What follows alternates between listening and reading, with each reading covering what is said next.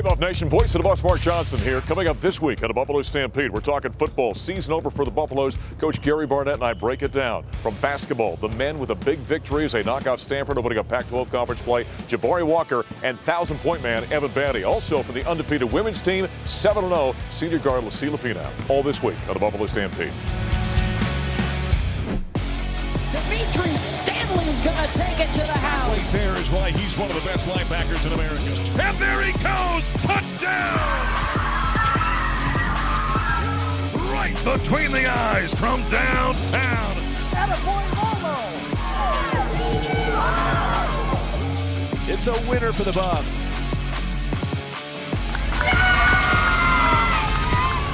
Ball is right in front. A couple of shot fakes to Steve Perry.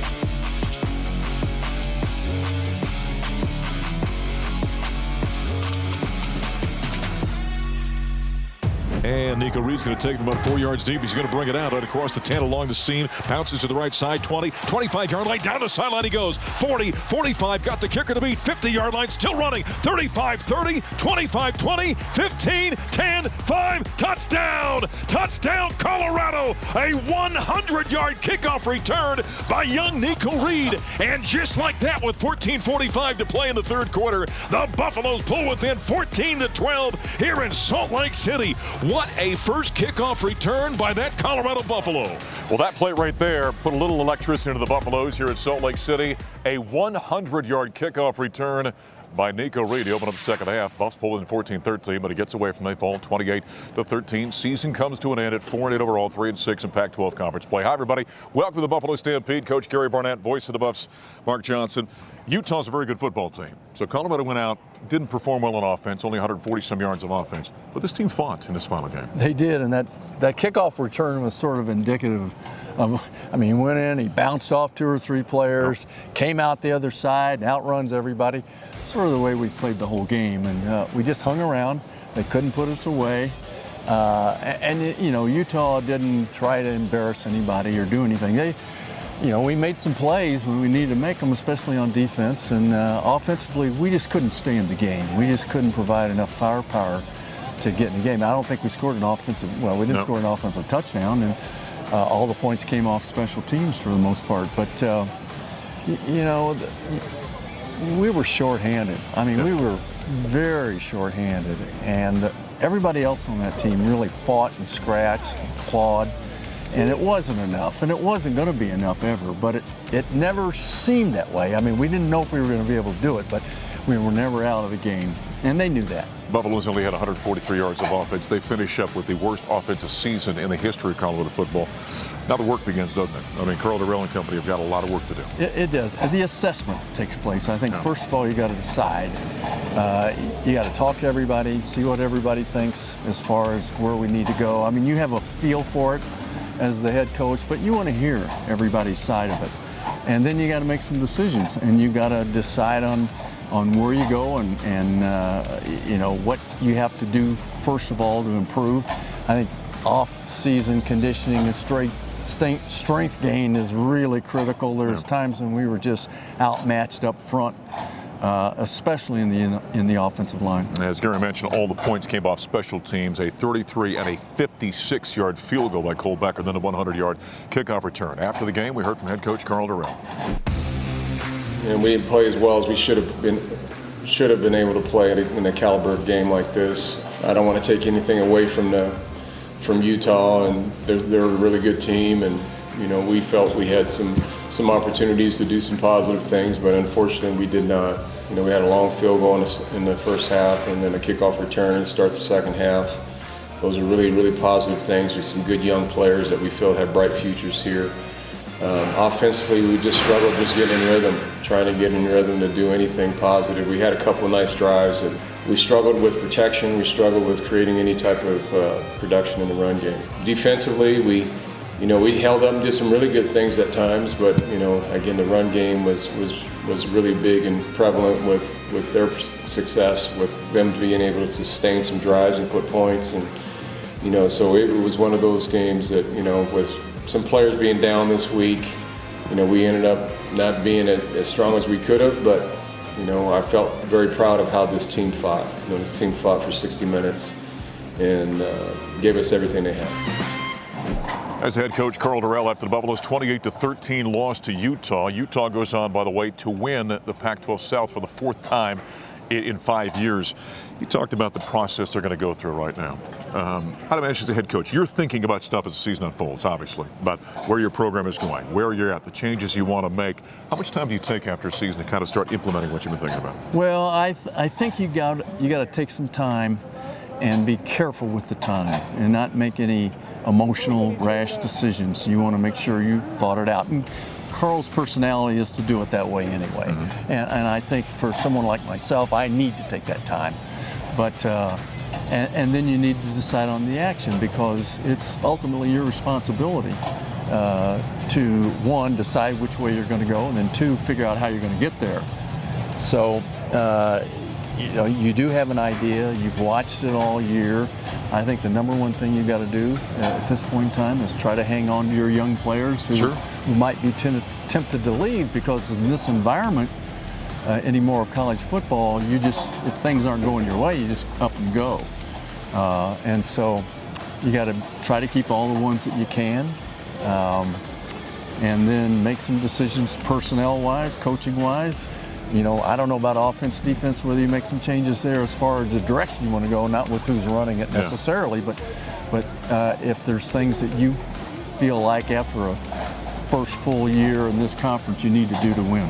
You know, you think about it right now with the transfer portal. It's been said now in this day and age of college football, you got to recruit your own team before you recruit the recruits. Right. They got, by the way, recruiting day coming up for National Signing Day, December 15th. Lastly here, Kyle Whittingham has been here 17 years. You see what he's done. Stability, doing the same thing, building a culture, sticking with it. I know Buff Nation and everybody is frustrated out there, but we've had so much turnover in Colorado. You can kind of see with what they've done here, this is the way you have to build. There's got to be some patience involved. This is the way you have to do it, and this is the way you should do it.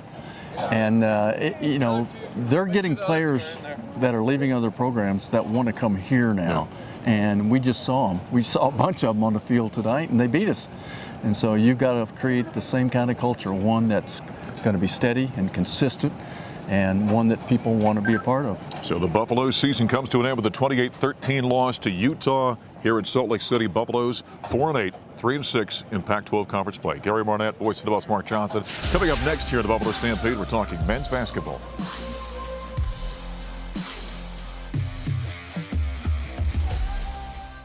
Against Keith down the right side of the lane, backs his way and spins into the paint, steps to reverse. Layup is up and good. Oh, what a move by Evan Batty. There's 1,000 in his career. He becomes the 38th Buffalo all-time with over 1,000 points. A smile on his face. Crowd gives him a standing ovation, and the Buffs are on top by 3.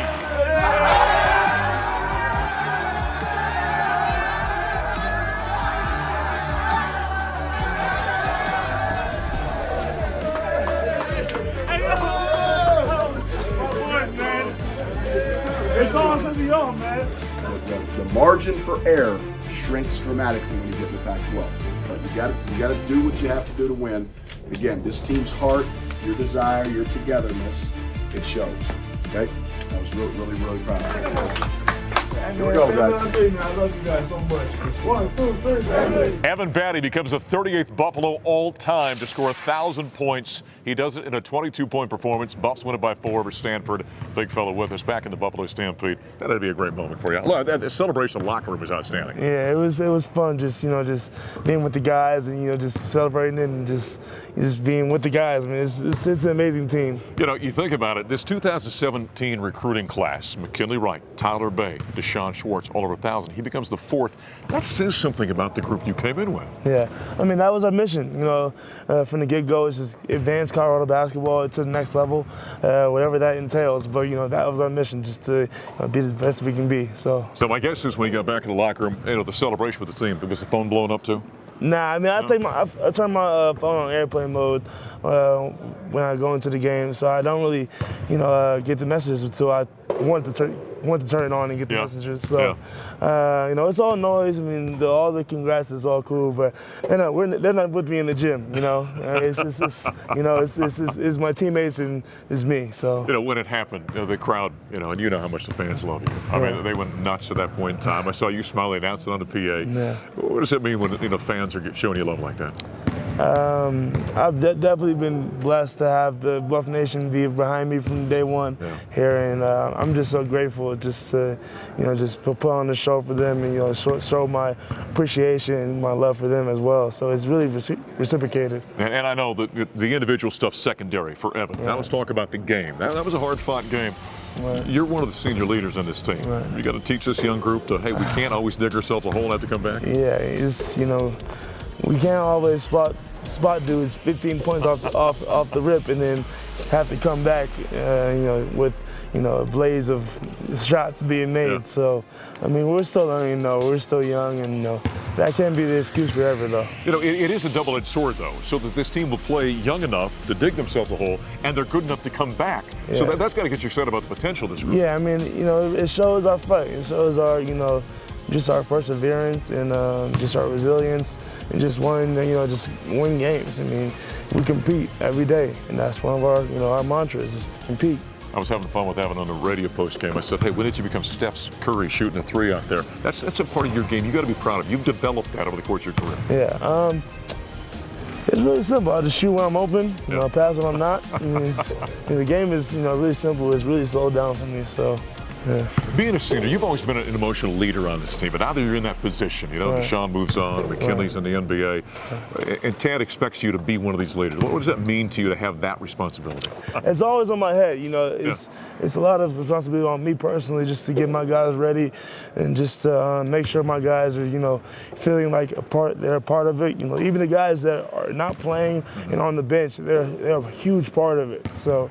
I'm just always trying to find ways to be a better leader, and that's really where it comes from. This team, as young as it is and as talented as, what excites you about this group? Just what excites me is the limits we can take it, and the sky's the limit for us. And I just feel like if we just do the little things and focus on the details, we're going to reach the sky. So that's a tough lesson for young people to learn. I mean, I'm sure when you got here 5 years ago, you maybe didn't think that was a truism, but now that you played so many years, you know that it's tough to kind of teach those guys that, isn't it? Right. And it's tough to focus on things that matter. I think it's important just to focus on ourselves and this team, and all the outside stuff is noise. Big game by the big fella, 22 points, over 1,000 points in his career as the Buffs get a Pac-12 win by 4 over Stanford here at the Event Center. Coming up next, we're going to talk to his teammate, Jabari Walker, here at the Buffalo Stampede.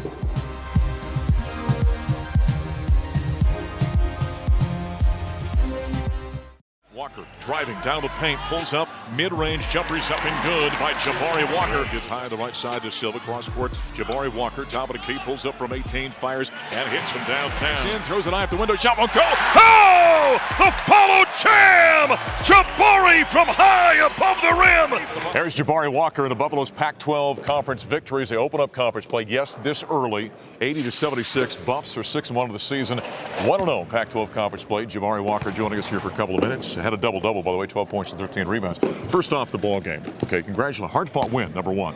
Thank you. But you guys as a young team have got to start figuring out how to not dig yourself a hole early, right? Talk about that. Yeah, Coach Boyle mentioned it. The games are going to be this close unless we can figure out how to separate. And it seems like we can't do that right now because of how young we are.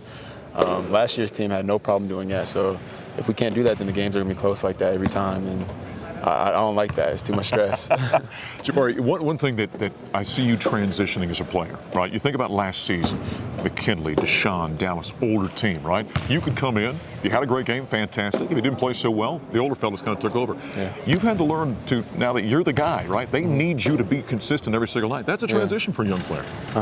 Yeah, try to focus on the little things. I always say that, but a lot of my stuff was just offensive rebounding today, and it was at big times in the game. So just trying to impact. I think that's a big part of being consistent, being a consistent defender, being a consistent leader. Like that goes a long way because it creates identity and it creates something that your teammates can rely on, and it's a big part of winning.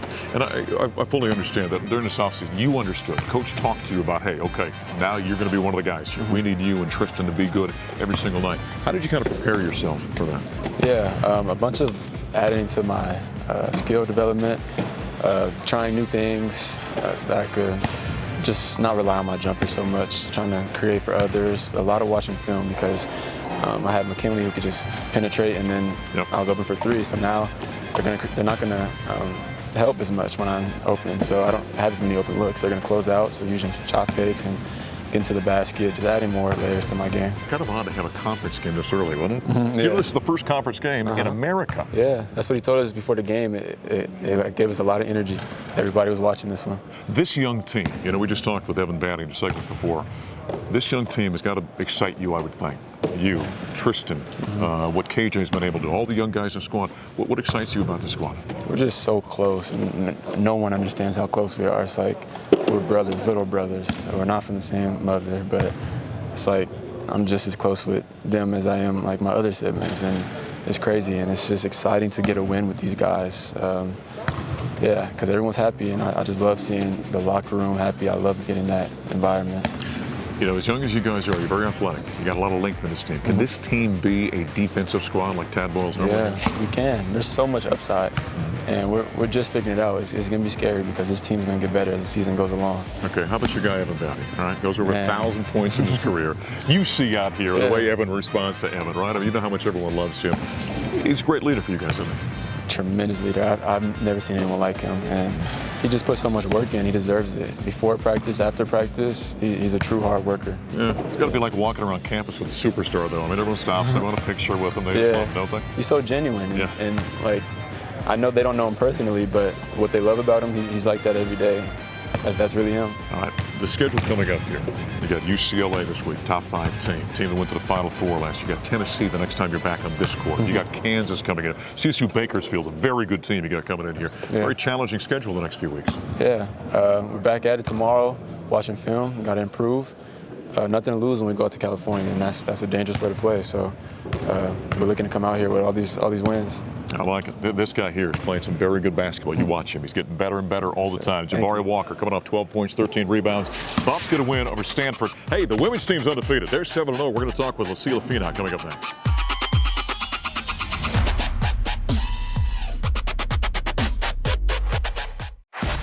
She'll fire to the corner now. 3 on the way by Hollingshead. Yes, sir. Weta gives up top. Hollingshead down low. Miller backed inside. Tough baby hook with the right hand up for in the first quarter. Maya, got it right back from Kendall Weta after a pitch from Coach Payne. That's what they're running. Finau was going to shoot. Now dribbles up from the free throw line. Well, there's some highlights for the Buffaloes who are unblemished in the season from the Rocky Mountain Hoops Classic. Victories over La Tech and Wisconsin back in the Buffalo Stampede. Lucilla Feliciano joining us here for a couple of minutes. 7-0. Yes. It's got a nice ring to it, doesn't it? Oh, lovely. Man, fantastic. Lovely. Talk about, you went through a crazy stretch here. You had 4 games in 7 days. I had a chance to do 2 on the front end of that. But that's a heck of a busy week for you guys. We actually played 5 in 10 days. That's right. 5 games in 10 days. But this tournament, it was just, we just knew we had to come out strong. It was going to be tiring, so we just knew we had to do what we do as a group to get the job done. Is it tough when you're going through a stretch like that? You had some back-to-backs, Monday and Tuesday. Now, of course, the last couple of days here. Is it tough to do the mental gymnastics? You get done with one game, right? You digest a scouting report. Boom, 24 hours later, another team getting ready for it. Is that tough? A little bit. Being a senior, it is kind of easier to flip the switch, but especially with 4 games kind of back-to-back, it was a little tough. You just really had to just focus on one game and then erase it just completely, just to be able to focus on the next game. It was kind of tough, but we got the job done, so. Nice to have the Rocky Mountain Hoops Classic. Didn't have it last year, no fans. How nice is it to have fans back out here in the United Center for you, huh? I love it. It's just back to normal. You know, my first 2 years, I got to experience just normal seasons, but my junior year, it was just so weird and the energy wasn't there. So it was just really nice to have that again this year. The Wisconsin game. Here you got a team coming in from a power conference, the Big Ten, right? I mean, high-level competition. What was key in this ball game? Just like every other game, just defense. We didn't really see it as a Power 5. We just saw it as another opponent, you know? So we just have to really, like you said, lock in on the scout and just focus on that, focus on what they do well and what we do well in order to counter it. So the Buffaloes right now unblemished 7-0 on the season after the victory over the Badgers. We heard from head coach J.R. Payne. I am unbelievably proud of our team. I thought we played hard. I mean, I'm going to turn on the film and see that we played our hearts out. We played hard. We talked. We were aggressive. We did everything that we wanted to do going into tonight's game. In the locker room with the team, I especially highlighted Lucilla tonight, just talking about, you know, her really taking on a challenge of impacting the game on the glass, impacting the game in different types of ways. And I just love the mature way that Lucilla responded. She was aggressive. She came out, man, she was on the glass like crazy in the first couple possessions. Maya also was challenged today in shoot around, you know, to give effort and toughness and those types of things. She stepped up. So many people, I could probably talk about every single player on the team because I feel that strongly about the way that we played tonight. Great defensive effort. You know, Coach T said, Jay, I just need y'all to score 65 points, you know, and so I looked at the score and said, okay, I did my job. But yeah, excited about, you know, being able to gut out 5 games in 10 days is not easy for anybody, but we did that and proud of our team.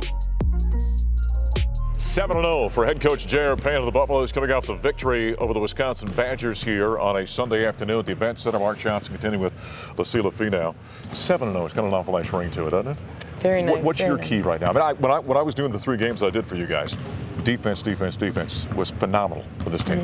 That's just something that we emphasize. I've said in previous interviews, but like I said, it's just really impressed me how much this team has grown. From a defensive standpoint from my freshman year to now.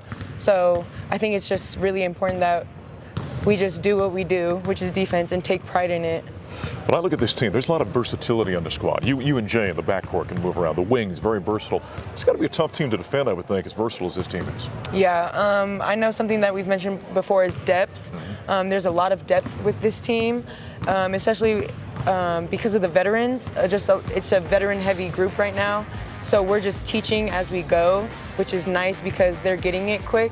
So I think that's why just the depth has helped with close games because they're able to learn that quick, you know, and then they're learning from us who have experience. So, you know, college basketball's changed with the transfer portal. Well, it's like free agency, right? Clay comes in here, Sadler comes in here. How's it kind of getting them involved and you know, up to speed with what you guys are all about? In the summer, I mean, obviously it's going to be slow. They're getting used to things, but they've adjusted really well. Some things we still see some Washington style play in their game, but we're just looking to fix that, clean it up, you know, get to their Colorado game, which will just be even better. I'd have to think you guys believe the sky's the limit for this team, right? I mean, the way you're put together, what you got left in the non-conference slate before jumping into league play, correct? Yeah, definitely. Yeah. We're looking to finish top 4 in the conference. Love it, love it. How about you being a senior? Extra responsibility comes with that? Definitely. It's just something that, being a point guard originally, I just had to take the role of. So it's just helped, like being a PG has helped with that, and it's made me more comfortable coming into this year to just be more talkative and just teach people. One of the leaders on an undefeated basketball team right now. Lucilla Feliciano joining us here on the Stampede. I'm Mark Johnson. We'll talk to you next time.